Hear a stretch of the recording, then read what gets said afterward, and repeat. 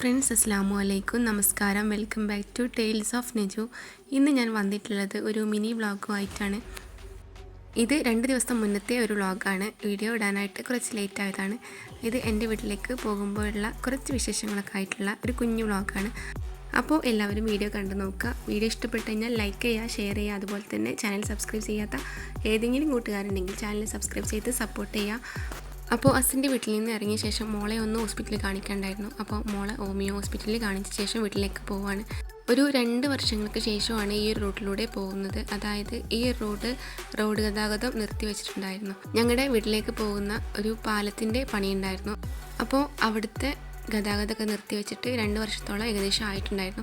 ആ ഒരു പാലമാണ് ഈ കാണുന്നത്. ഇപ്പോഴും പൂർണ്ണമായിട്ട് കൈവരി ഒന്നും വെച്ചിട്ടില്ല. കുറച്ച് ഭാഗം മാത്രം ഇതുപോലെ കൈവരി വെച്ചിട്ട് ബാക്കിയുള്ളത് ഒരു അഡ്ജസ്റ്റ്മെന്റിന് മാത്രം വെച്ചിട്ടുള്ളൂ. ഇപ്പോൾ റമദാനൊക്കെ ആയപ്പോൾ എല്ലാവർക്കും യാത്രയ്ക്കൊക്കെ ഒരുപാട് ബുദ്ധിമുട്ടായപ്പോൾ റോഡ് പണി ഏകദേശം റെഡി ആയപ്പോൾ തുറന്നു കൊടുത്തതാണ്. മറ്റത് ഞങ്ങൾ വീട്ടിലേക്ക് പോകണമെന്നുണ്ടെങ്കിൽ വേറെ റൂട്ടിലൂടെ പോകലാണ്. കുറച്ച് ബുദ്ധിമുട്ടാണ് പോകാനൊക്കെ. ചേളാരി പടിക്കൽ NHലൊക്കെ റോഡ് പണി പുരോഗമിച്ചുകൊണ്ടിരിക്കുകയാണ്, 6 വരിപ്പാത. അപ്പോൾ പിന്നെ കുറച്ച് സാധനങ്ങളൊക്കെ വാങ്ങാനുണ്ടായിരുന്നു. സാധനങ്ങളൊക്കെ വാങ്ങി വീട്ടിൽ എത്താനായിട്ടുണ്ട്. അപ്പോൾ നമുക്ക് നമ്മുടെ സ്വന്തം വീട്ടിലേക്ക് എപ്പോൾ വരികയാണെങ്കിലും ഭയങ്കര സന്തോഷമായിരിക്കും.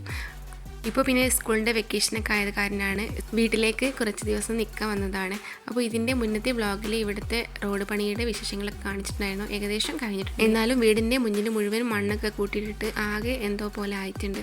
അപ്പോൾ എൻ്റെ വീട്ടിലേക്ക് എത്തിയിട്ടുണ്ട്. ഇനി വന്നതിന് ശേഷമുള്ള വിശേഷങ്ങളൊക്കെ കാണാം.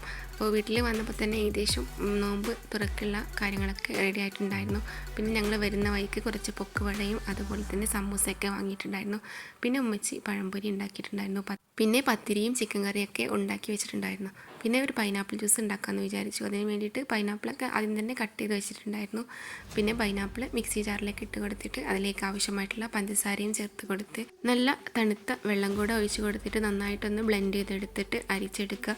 നല്ല നോർമൽ രീതിക്ക് ഉണ്ടാക്കിയിട്ടുള്ള ഫ്രഷ് പൈനാപ്പിൾ ജ്യൂസാണ്. അപ്പോൾ അതും കൂടെ അരച്ചെടുത്തിട്ട് ഒരു അരിപ്പ വെച്ചിട്ട് നന്നായിട്ട് അരിച്ചെടുക്കുന്നുണ്ട്. അങ്ങനെ പൈനാപ്പിൾ ജ്യൂസ് റെഡി ആയിട്ടുണ്ട്. അപ്പോൾ കുറച്ച് കസ്കസ് വെള്ളത്തിലിട്ട് കുതിർക്കാനായിട്ട് വെച്ചിട്ടുണ്ടായിരുന്നു. ഏതൊരു ജ്യൂസിലേക്കാണെങ്കിലും കസ്കസ്, അതായത് ചിയാ സീഡൊക്കെ ഇട്ട് കൊടുത്തു കഴിഞ്ഞാൽ നല്ലതാണ് നമ്മുടെ ശരീരത്തിനൊക്കെ ഈ ചൂടുകാലത്ത്. അപ്പോൾ അതും കൂടെ ഇട്ട് കൊടുത്തിട്ട് നന്നായിട്ടൊന്ന് മിക്സ് ചെയ്ത് കൊടുത്തിട്ടുണ്ട്.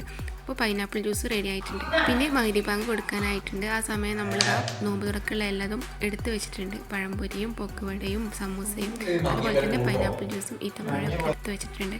പിന്നെ പത്തിരിയും ചിക്കൻ കറിയും. അങ്ങനെയൊക്കെ ആയിട്ടുള്ള വീട്ടിലെത്തിയിട്ടുള്ള ആദ്യത്തെ നോമ്പ് തുറയാണ്. അപ്പോൾ എൻ്റെ വീഡിയോ നിങ്ങൾക്ക് ഇഷ്ടമായെന്ന് വിചാരിക്കുന്നു. അപ്പോൾ ഇൻഷാ അല്ലാഹ് മറ്റൊരു വീഡിയോ ആയിട്ട് വീണ്ടും വരാം. അതുവരേക്കും ബൈ. Thanks for watching.